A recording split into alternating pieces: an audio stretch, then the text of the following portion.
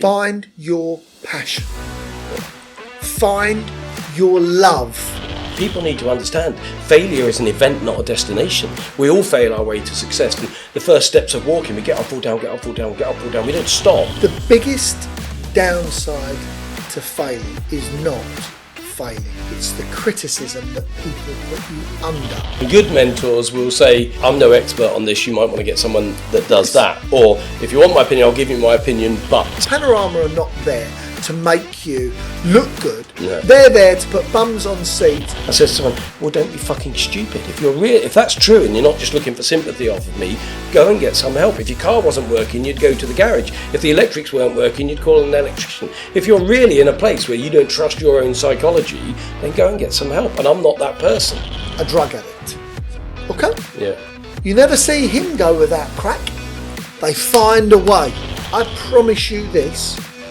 That will be the best leading investment and mentorship in the world.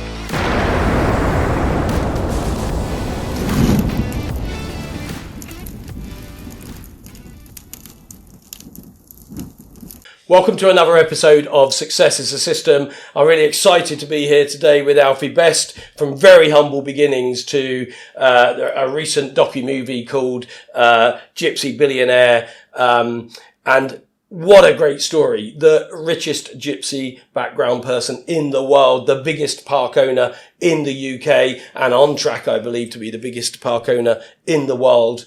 We're going to talk about that journey. We're going to talk about some of the successes, some of the behaviours or systems that made Alfie his success. And we're going to talk about Alfie's newest venture, the Best Wealth Network, and what that's doing, where that's going.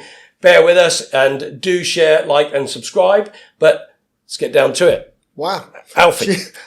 I'm blown away. I'm thinking, hold on, where is this guy? Is he here? No, look, and I love the fact when we first met, it was about a year ago on the boat in Marbella. Well, I say boat, it's a gorgeous yacht, wasn't it? In Marbella.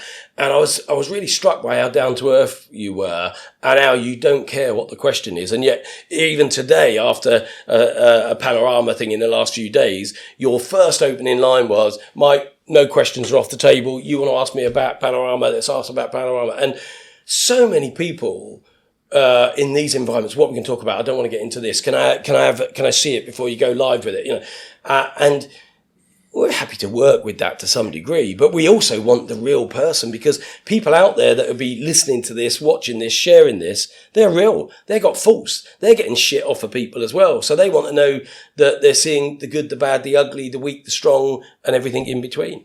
Look, I'm not a religious person. Far from it.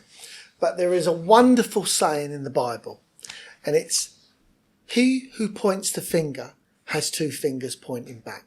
Now, I'm not a religious person, but, you know, we get good press and we get bad press. The minute you put your head above the parapet, expect to get it shot at, because you can't be everybody's strawberry.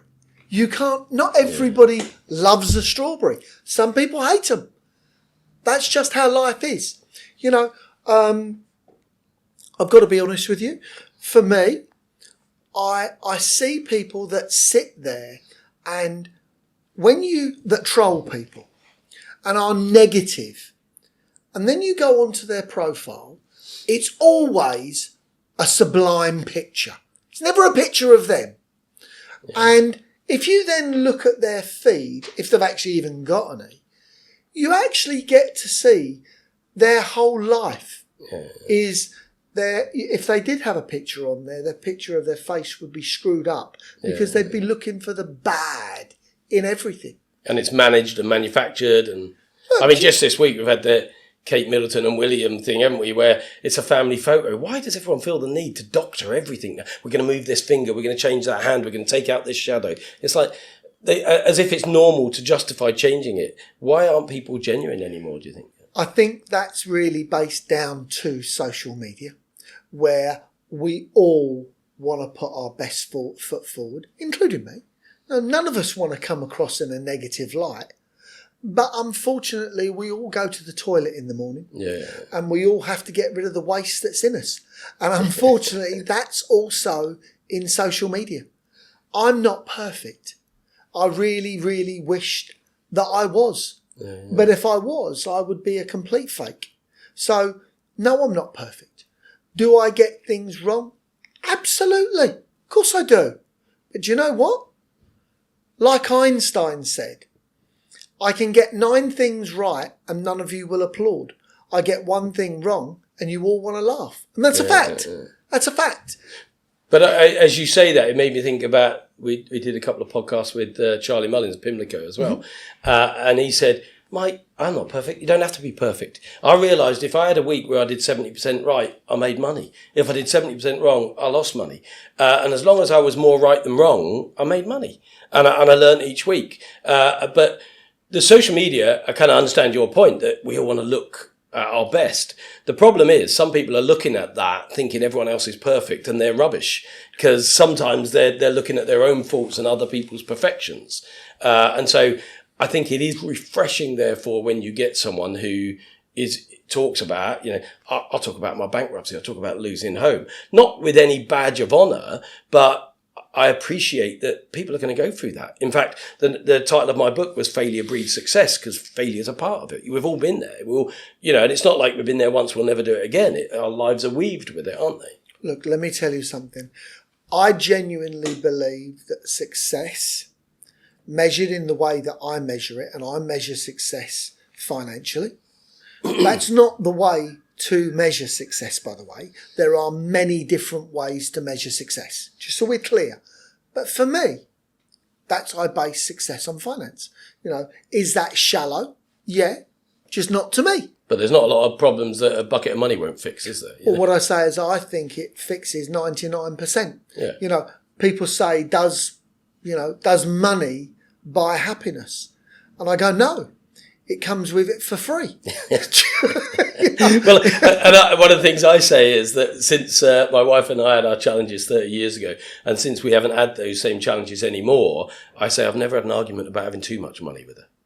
But when we had no money, we argued about a lot of things, whether we could afford this, whether we could afford that, which of the bills we were going to prioritise. It just made us tense. It made us dark. It made us be different people when we didn't have the money. It breeds stress. Yeah. It breeds stress because, look, there is nothing in life that's bad, okay? Badness is created by people. Actually, it's created by people. Yeah. We can make everything better.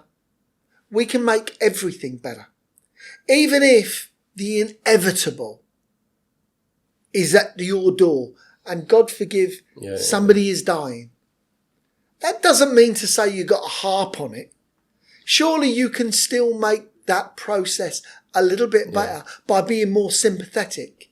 By, one of the things that we have in this country is we've turned into a society of half empty, not half full. Yeah.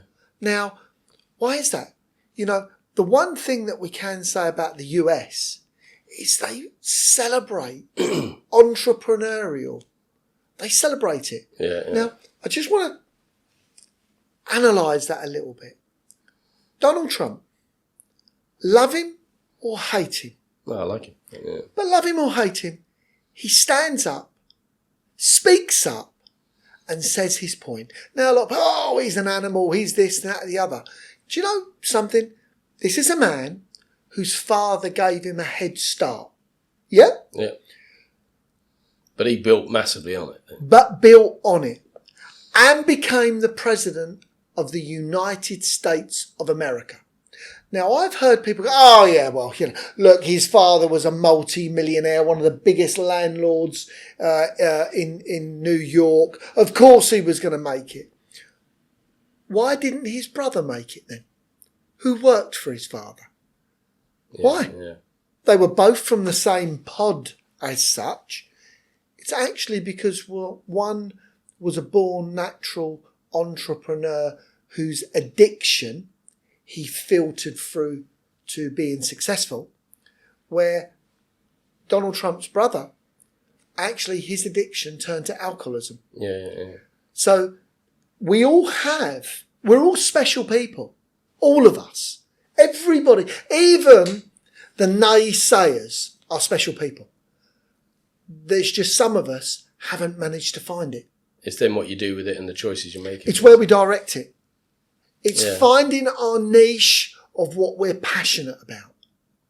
And is that, if you had to say what one thing would you tell people they needed as the kind of root or seed or foundation of success, what would you think it would be? Find your passion. Yeah. Find your love. Whatever that is, I guess. Whatever it is. So let's look at that a little bit.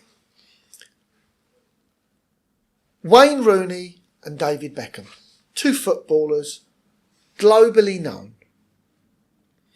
They were fantastic footballers. Ask yourself, would they have been fantastic property developers? Yeah. Would they have been fantastic rugby players? Would they have been fantastic boxers? Would they have been fantastic fund managers? Yeah. My point is, I don't know. They might have been, they might not. But potentially, if they'd have taken one of those paths, they'd have been nowhere near as successful as where they were. No, it's true. Well, it reminded me just yesterday when I'm in the gym plodding away on the treadmill. I normally watch stuff, and I was watching a YouTube, and it was on something called Wu Wei, which is like non-action. It's about not fighting the universe. It's about kind of flow, finding your flow. If you're in something you're passionate about, you just flow. If you watch a good footballer, they can almost see what's coming. They're not thinking, they're just doing, and they're naturally able to avoid or predict. And it's split-second stuff. They just flow with the ball and score the goals. Someone who tries too hard, they just don't seem to make it the same way. But so if they were a footballer because that's something they can find their flow in, it's natural. They don't seem to have to work that hard a bit. I'm not saying there's not work, but it's kind of got a natural rhythm that resonates with them. Whereas if they tried to be property developers, that might have been something that just wasn't real or resonant. I agree with you, but I want to add to that. And when you find your passion, and it doesn't have to be what your hobby is. It doesn't have to be, what your side hobby is. It can be anything. Like I've potentially walked down the street walk down the beach with somebody, and this particular guy I'm talking about, he picked up the sand and he started discussing with me why the sand that built the palm was a different type of sand that needed to be sucked from the ocean. So he knew nothing about geography, but this guy obviously had a love for it, and he was, the same age as me, and it was at that point I thought, wow, you've missed your passion of what you are. He understood how the substance, and he was really engrossed. Should have probably been a geologist. Yes, yes. Like I said, well, are you telling me they couldn't use the sand from the desert? He went, no. He went, and they've got thousands and hundreds of millions of tons. He said they had to bring it from the sea because it's a different makeup of type of sand. I knew nothing what he was talking about. Well, the Eskimos reckon there's 11 types of snow, for instance, and obviously some they can build with and some they can't. And so we just think it's snow or it's sand. Yes. But find something that you can get into that level of detail or passion about. And then the practice that you put in is not practice. It's passion, that you love what you do. So your practice is not work. Yeah. It's like studying on a topic. Now, I don't come from an academic field, but I remember on the times that I did go to school, I did art, and I absolutely excelled. And it was in a school. The school was called Broxbourne School. We used to go back there and stay on winter. And at the winter time, I'd go to school there.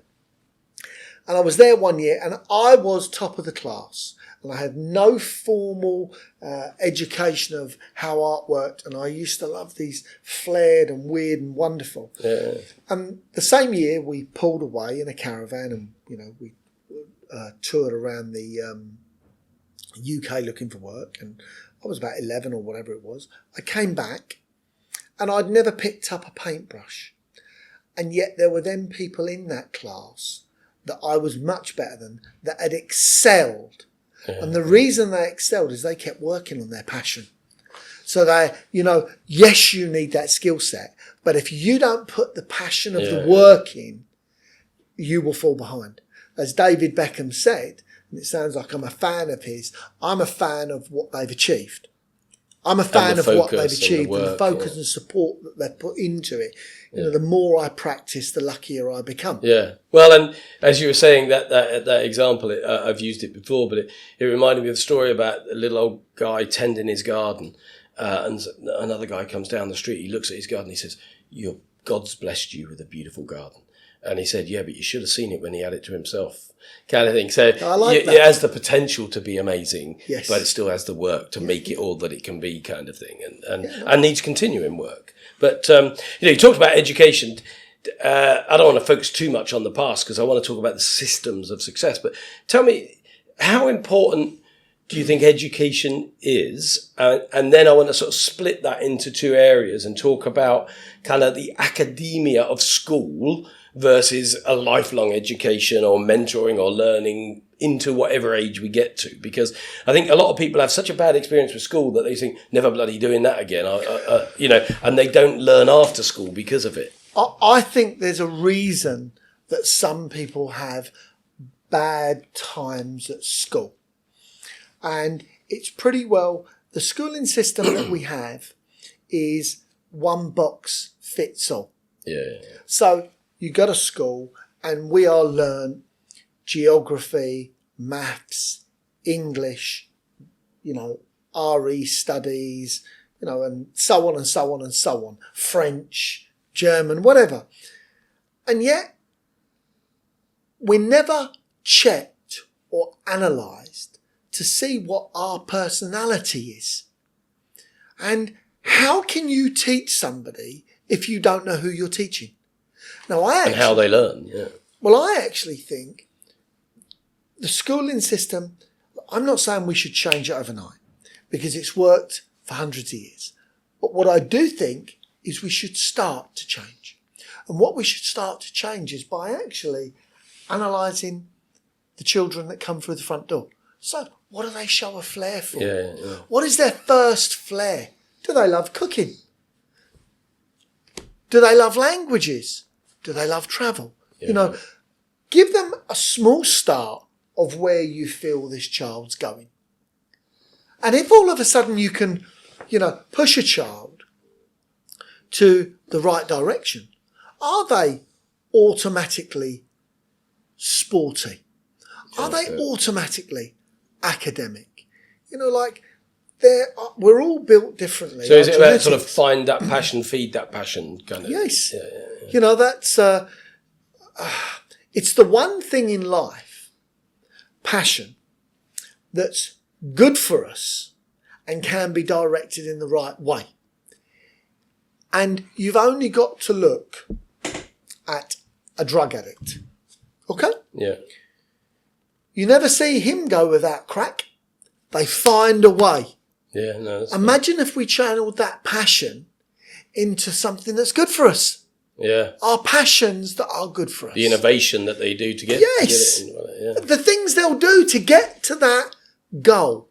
Now, I'm not saying drugs are good for us by any stretch of the imagination, but we're talking about somebody that we tend to look down on, but yet the ingenuity to get what they want because their addiction needs feeding. So if you find the thing that they can be so passionate about, it could have the impact of an addiction in terms of driving positive behaviour, that could change the world, yes. Or certainly change their world. Einstein said, and I love these one-liners that make you think, if you ask a fish to climb a tree, it'll think it's an idiot. Yeah.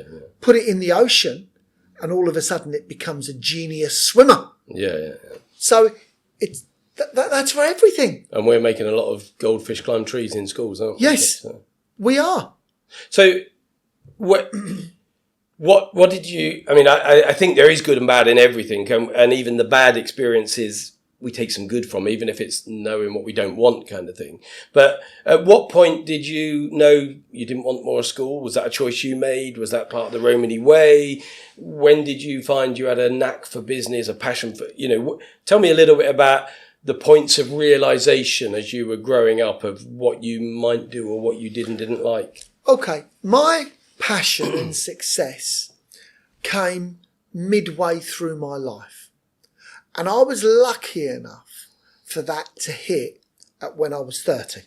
Because that's still reasonably young. But I was an average person. I'm still an average person now. Just average. And I genuinely mean, I am. Let's not sugarcoat this. I am an average person. No different than anybody else. If anything, below a lot of people that are, well-spoken, academic. All I've given myself is the fear of not being not heard.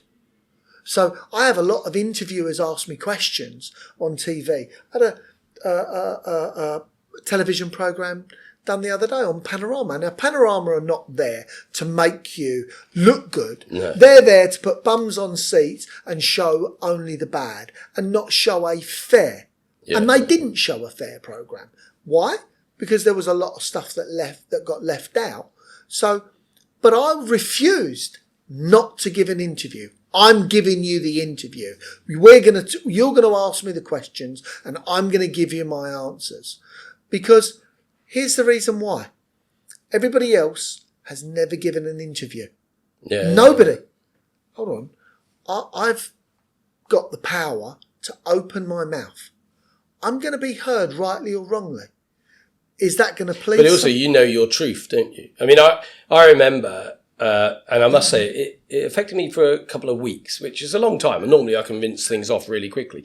But I was doing some political stuff about 5 years ago, and the BBC sent up one of their political journalists for an interview. We spoke for about an hour and a half, and literally in the middle of it, he went completely off subject. So clearly he had a question, and he asked about, I think it was something to do with education.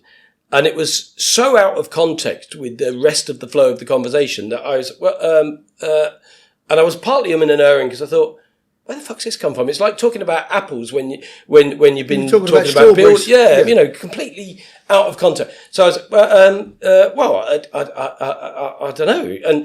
And so I suppose, and it was this bumbling 1-2 minute diatribe because I'd been caught off guard about something that we weren't talking about, having a lovely conversation. And then, of course, what 3 or 4 minutes did they use of that whole hour and a half? That was all they used, but it was to make me look bumbling and stupid when I'm quite a sort of fluent, I speak all around the world at conferences and stuff. So I didn't normally get caught out, and I have opinions. They might be, as they say, opinions are like arseholes. Everyone's got one. Mostly they're full of shit, but I'm fluid with my opinions, whether it's right or shit at the best of times. But they were just looking to make me look like an idiot because it fed their agendas. And that's the only challenge. I'm always happy to share my truth, as I know you are, but sometimes it's deliberate to take a point out of context to prove a point that they want to make, that maybe undermines you when that's an unfair position. That's what I don't like about media. Okay, I'd agree with that. But I have something that's in me that I make a point of. Well, I'll give you an instance. I was given a speech in Peterborough, and there was a great crowd. And one of the individuals was a plastic surgeon from medical background, very eloquent man. And he stood up to ask his question. He said, Mr. Best, can I ask you, what would you do to make the health service better?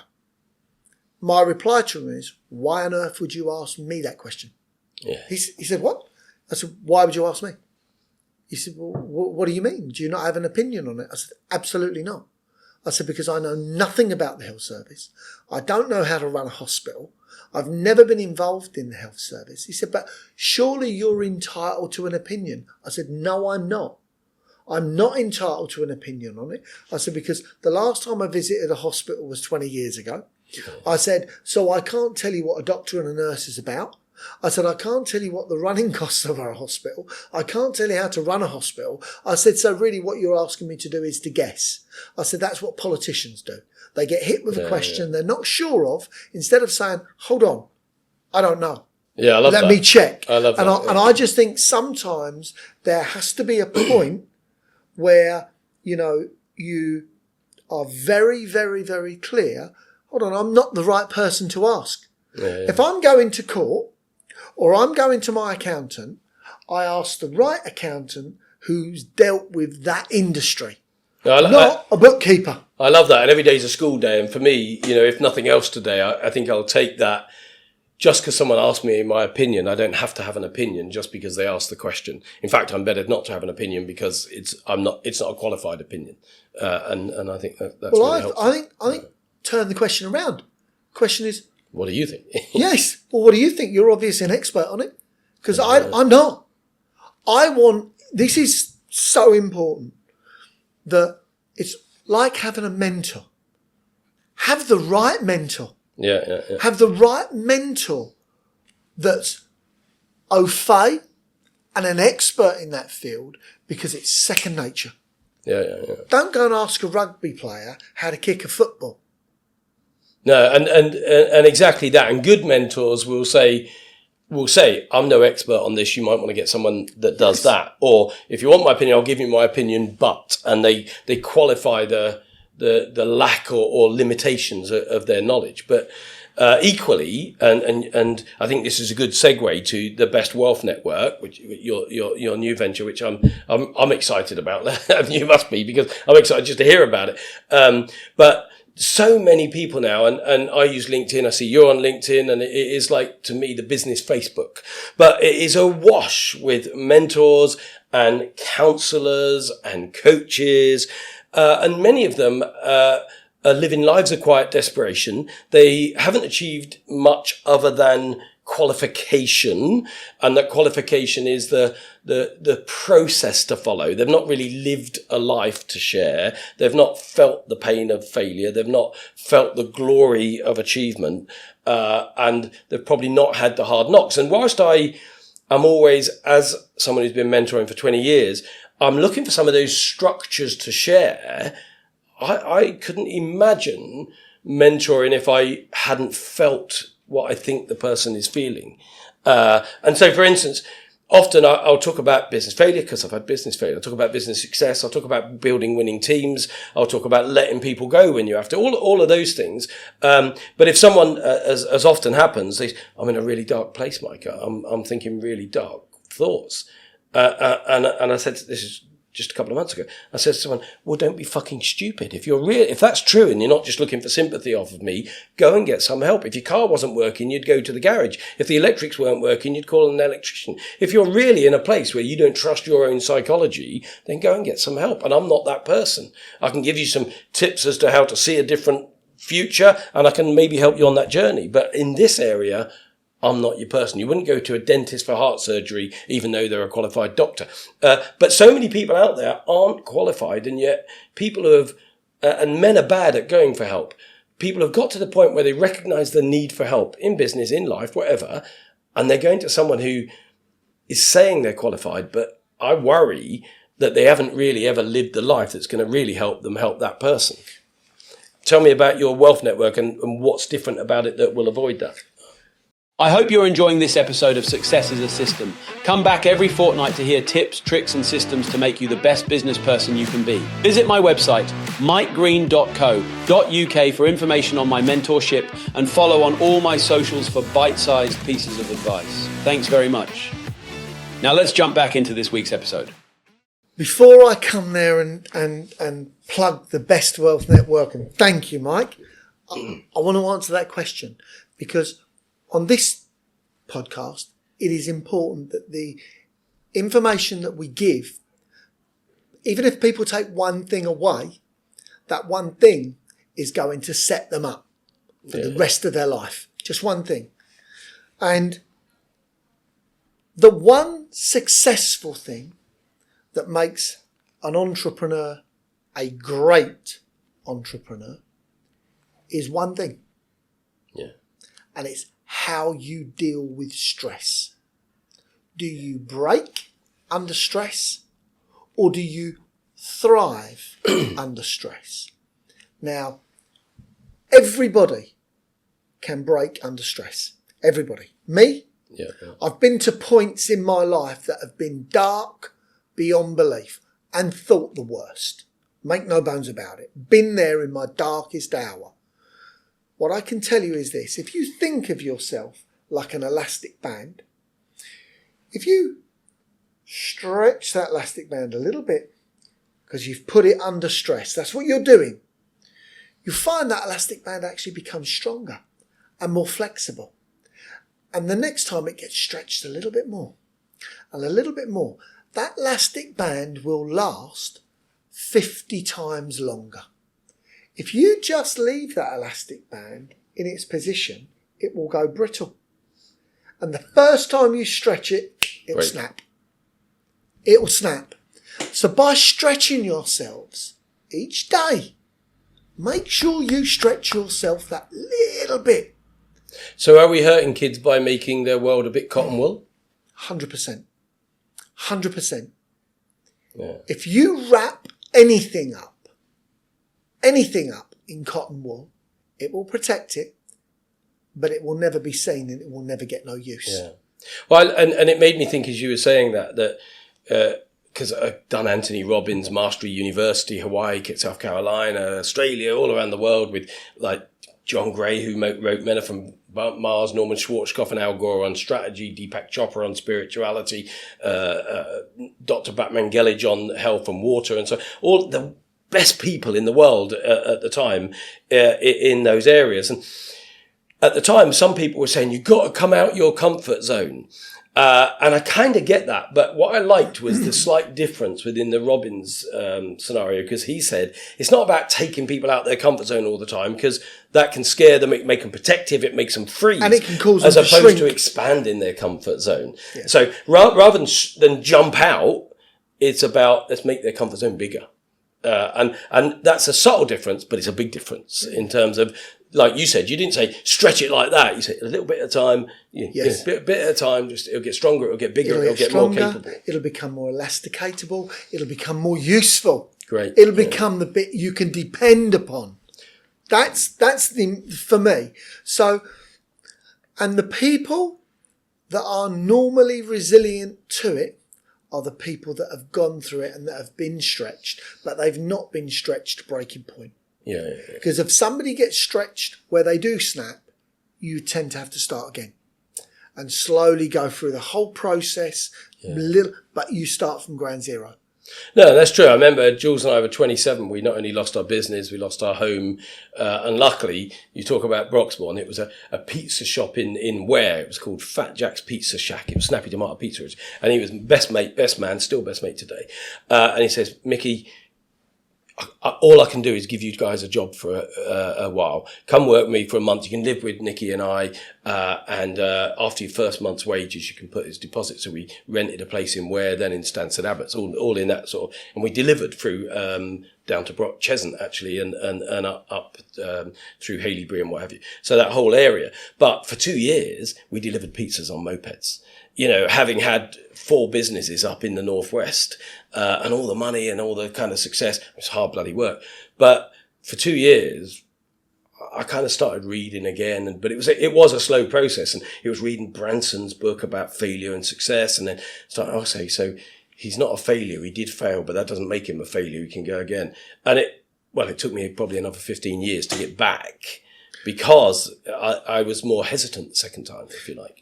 The biggest downside to failing is not failing. It's the criticism that people put you under because they perceive it as failure because they've never failed. Anybody that has failed will never criticise you for failing. They'll only reward you for learning, and they'll reward you more for coming back. Well, and that's why I insisted on calling my book Failure Breeds Success Against Advice, and it went to number 10 in the Amazon business books. And I mean, she meant really well. She's an amazing ghostwriter that I worked with, and Sunday Times journalist. And she said, Mike, you can't put failure in the title. I said, no, people need to understand failure is an event, not a destination. We all fail our way to success. And the first steps of walking, we get up, fall down, get up, fall down, get up, fall down. We don't stop. We don't think I'm going to sit on my ass because I'm clearly not built to walk. If our desire is strong enough, we'll keep getting up again. And if we keep getting up again, we will walk. But there was a lot of people saying, I think she's right, Mike. Don't call a business book or a self-development book failure in the title. But they were so wrong. And we live in this world where people are so scared of failure, they don't try. Yeah, no, I agree. But let's get back to the Best Wealth Network. You got a launch event in June. What date is it? 1st of June. 1st of June. Where's that? Oh. We've got the launch of Best Wealth Network. I'm very proud of it. And I see it as my second coming. And that's the way I would describe it. It's the next thing for me that can ignite my passion again. And what it's for is this. I want to bring people together that are like-minded, but actually separate them into the right vices. So if they're property motivated, they're going to be in which type of property. So the groups of people that come together, learn together, work together, invest together. If they're into businesses, what type of businesses? So the networks get to feed from the network of accountants, the network of solicitors, but they don't go to a conveyancing solicitor to ask about litigation. Because we've got a number of professionals that are coming on board within the network. Yeah. And the idea is when we separated them, I got asked a question, well, why are you separating us? I said, because you're dealing with litigation. You're dealing with conveyancing. You only step over into that pond when you need to. And it was like, forgive me for saying, an awakening of where people said, of course we want to be with like-minded people, but we want to be next to people that we can also say, we've got a conveyancing case and we've got 18 different flats and we've got a leasehold problem, but actually they're now asking for advice because they need to, not discussing it on a wide variety where it gets lost in the white noise. Or ends up where they get advice from someone who's not qualified to give advice or not experienced to give that advice. Yes, and you know who these people are. On top of that, we're going to be inviting people that have got genuine investments, which will be checked before they even come. Those investments we're then going to be looking at. I'm going to be investing in them. Brilliant. I'm going to be investing in them. So does that come with an array of confidence? No. It comes with an array of commitment. Well, and as you say that, I mean, I've invested in, as I said earlier, over 30 SEIS, seed enterprise investment and enterprise investment schemes in the past after I built my own wealth. And it was a way of reinvesting some of the exit monies I got for selling. But I went through and started that journey for the first probably 10 investments through my accountants, who are great accountants in London, Harrison Trotter, 80-year-old Jewish firm. But what made them different to me when it came to that investment is they recommended some investments to the people who had high net worth and they look after funds for the Rolling Stones and so on. But every partner invested in every investment that they recommended to everyone. So they had a risk aligned to my risk if they were going to recommend it to me. So if I gained, they gained, but if I lost, they lost. And so they were, every accountant can say, we've done some due diligence, Mike, we've checked them out, they're good. But it's different when they put 100 grand of their own money. Without skin in the game, you have no pain in the game and you have no glory in the game. So I can't wait, and I'm going to speak to your team and get a ticket and come along to that. I'd love to be involved if there's any value. I'd love you to be. Because it is my passion. Having sold everything, retired at 46, lasted 9 months, got bored, driven my wife crazy, myself crazy, my kids crazy, and now I know I will work till I die. Now, I can choose a bit when I work, how I work, what I do, and we do lots of things from building. We've got about 400 apartments in planning and in development and so on, through to the mentoring 56 companies and different things I do. But every day I'm excited about something. But what intrigued me when I saw on you'd put it on your profile on LinkedIn, and then I spoke to some of your team earlier about it, was last year you're listed in the Times Wealth Network as £750 million, £1 billion net worth, and still got big ambitions to become the world number one, currently number 2 in the world, I think, aren't you? Number 1 in the UK. Yep. So you've got that in place. Is this a complementary business, or is it your new passion to segue into and be your legacy, if you like? Wildcrest Parks has taken on a life of its own. We employ 400 people, and it's growing day on day. And I'm always going to be there with that business to grow it because I love it. We're creating affordable housing, genuine affordable housing. But the amount of people that I genuinely see that say, help me. And I say to them, I can't help you. Nobody can. You can help yourself with great guidance. I said, but all of the little things we hear, you can take a horse to water, but you can't make it drink. I've seen a lot of people over the years that think they want help, but they don't.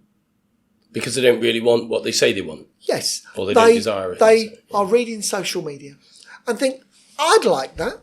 Yeah. Well, I'd like a cup of tea, but if I don't go and make it, I ain't going to get one. Yeah. Now, when I get to the kitchen, I may need somebody to show me how to make the cup of tea. But you're willing to put the work in. That's business. But I'm willing to get up. I'm willing to go to the kitchen. I'm willing to do whatever it takes to make that great cup of tea. That's my point. Business is simple. Wealth is simple.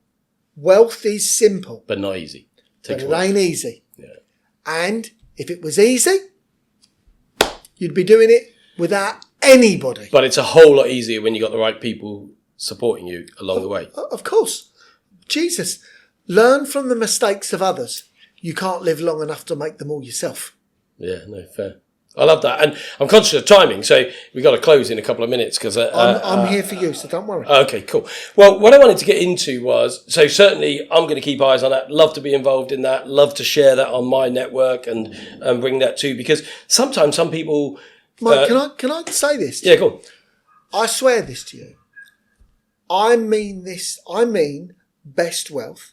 And if you notice of any of the businesses that I do, they're never Alfie best. They're always a brand. And the reason a brand is because I like people to come together. Wildcrest was brought together. Best Wealth Network will be brought together. That's just a play on words. But I promise you this, that will be the best leading investment and mentorship in the world. Brilliant. And I am going to be so committed to it, I swear to you on my mother's life, I will not break And it's the first one you put your name to as well. Yes, yes. And the reason for this, we're slowly going to do what it says on the tin. All I ask for, give me commitment and I'll give you commitment back with results. Brilliant. And I think there's such a need for it to come from people who have walked that talk, because there's so much out there which is a sort of money-making machine. And, I work a lot with Joe Valenti, and what I love about Joe is he put the work in. Yeah. He had success. He had failure. He's put the work in again and he's getting the success. But there are many others that I could name now that have just seen a money-making machine and are just plugging people through it, rinsing that money from them, making promises they're not willing to keep, and selling it as if there's some kind of snake oil stardust they can rub on or sprinkle on that will make people successful. They're not coming up with the honesty of, not all of you will make it. Some of you aren't going to put the work in, and we'll give you the recipe, but you've got to bloody make the meal, kind of thing. This is what people say to me, can anybody be an entrepreneur? My reply to them is, yes, anybody can be an entrepreneur, just like anybody can be a footballer. Doesn't mean to say you're going to be any good at it. It's as blunt as that. Goes back to, you have to find your niche. Yeah. Now, let me turn that question on its head. Can anybody be an entrepreneur? Let me say this to you. Anybody can be successful. It just doesn't sometimes come in the form of being an entrepreneur.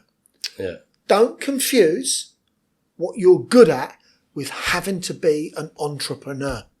Well, in entrepreneurship, I've said to people, most entrepreneurs will experience mental health of some form in their life. Most entrepreneurs will experience failure at some point in their life. Most entrepreneurs will struggle with relationships at some point in their life, because we give much more than we should probably give or is reasonable to give of ourselves, and often at the cost to others.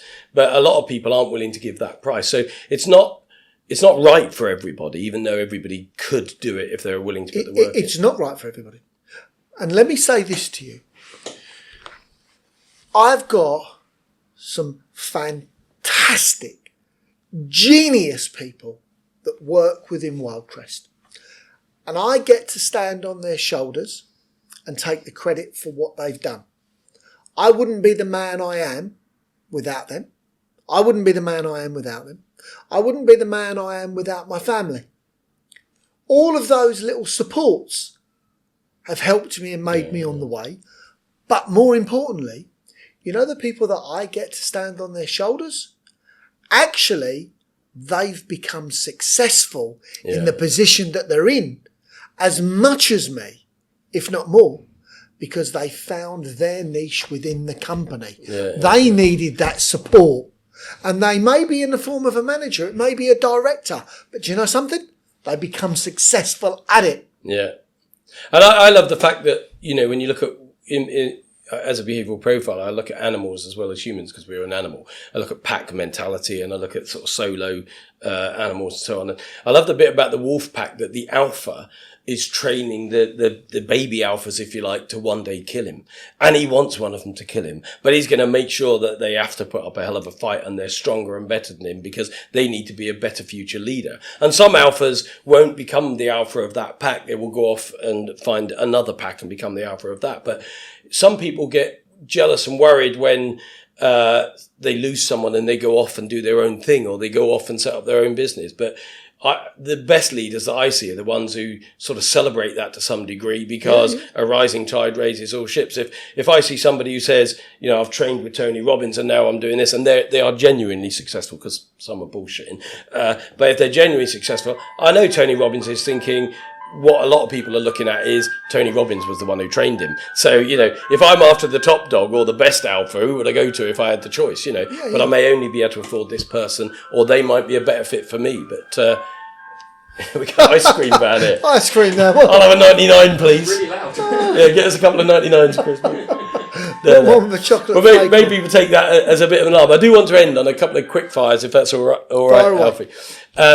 And I say partly because we're a lot of what we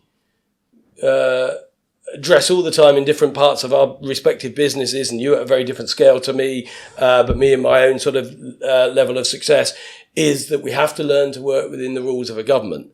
But it does feel to me like, and this isn't about Tory or Labour, this is governments for all of my life. They seem to work against the people who are working the hardest to support the environment, the country, the communities that we're in. And it seems to me the harder we work, the more they look at what they can take from us. And I sometimes hear people say something like, he doesn't pay all this tax, he doesn't. And we had a conversation in Marbella where you said, Mike, I always pay all the taxes I have to pay. I don't want to pay more than I have to pay. And I've got good people who tell me what I don't have to pay. And I completely resonate with that. And people say, he only pays whatever percentage tax and I'm paying more than that. And I'm thinking, no. You might be paying a higher percentage, but Alfie's paying tens of millions of pounds in tax and is employing hundreds of people who are paying millions of pounds in tax. And if he's pushed too far, he's going to go to Ireland or the south of France or something, and the UK is going to lose him, and we're going to lose hundreds of £1 million of tax and revenue and wealth because of that. What would you say if I was Rishi Sunak sitting here? I wouldn't want to be, but or Keir Starmer, what would you say in relation to business and taxation and tipping points that make people leave the country they want to be part of? Wealth breeds wealth. Wealth waters down just like a shower of rain watering your crops. If there's no rain, don't expect your crops to grow. And at the moment, with what I just saw in the budget the other day, which is all of our non-domiciles from around the world, of which we've got 150,000 in the budget, we're told in the next 2 years we're taxing you on your worldwide assets. They'll just leave. They're already going. 2 days after the budget, I had calls from different MPs and ambassadors around the world from better locations that their telephone and email boxes were being jammed. Well, places like Dubai say, come to us, pay 1%. Oh, yeah. Come to us. Now, People that don't realise within the UK, you will end up paying more. Yeah. Because at the moment, what we have is an unskilled labour force coming over the borders that we're paying for in hotels, that you're paying for out your taxes in those hotels, and the people that are non-doms that you're complaining about, that have come from abroad, that are here, that are investing in the UK, that are paying that tax here, that are filtering that down when they leave, and there's 150,000 of them. I want to just end on this note. We have lost virtually every great entrepreneur to other countries in the last 10 years. Branson. Dyson. Jim Radcliffe, who I believe is the greatest entrepreneur that has ever been produced in the world, left. Dyson said he'd never go. Sugar, left. Branson, left. Now let's look at the US. Not one single entrepreneur has ever left the US. Why? Yeah. Because they're still maintaining their wealth there. And they celebrate the success. They don't celebrate it. And I just say, if there was something I would say to Rishi Sunak, I thought he was going to be the second coming of Christ. I really did. And it's been a wet weekend. And the reason I thought he was going to be the second coming of Christ, I saw a family of immigrants that came to the UK, made good, made wealth. Instead, you might as well close your eyes and you've just got another Oxford graduate that's got a 5-year term. So there's no long-term goal anymore. No, and I think I completely agree. And I know I'll upset people when I say, you know, there are people on minimum wage who should be paid more. I think if anyone's working, they need a livable wage. By the same token, if you're earning 20 grand, let's say, or 25 grand, you're probably only paying £1,000 in tax. You're contributing into the millions. Sugar wrote a check for 127 million. Don't get caught up in percentages. Look at the contribution that people are making directly, indirectly, and even foreign companies. You know, people said to me about Starbucks, they only paid 1% tax last year. I say, but they rented thousands of properties. They employed tens of thousands of people who paid tax. They bought products from these suppliers. Their contribution to our economy was £1 billion. And we need to teach people this at school, because I think the danger is politicians chase votes of people who don't really understand, aren't willing to understand, don't want to understand, and just take a headline that they're given to run with. And actually, they're going to kill the golden geese that are laying their eggs. I think they're already killing it. I love our country. I think we have a fantastic, great country. I really do. I love it with all my heart. But stop beating the wealth out the front door, because I don't see too much coming through the back door. Thanks, Alfie. That's a great note to end on. And listen, I hope you've enjoyed this as much as I have. If you have, please share, like, subscribe. If you've got any comments or any questions for Alfie, come back to us. We will pass them on to Alfie. We'll also put the details of Alfie's Best Wealth Network. Go along to that June event. I know it's going to be something that could change your life. I'm going to be there to learn as well. We look forward to seeing you on another episode soon.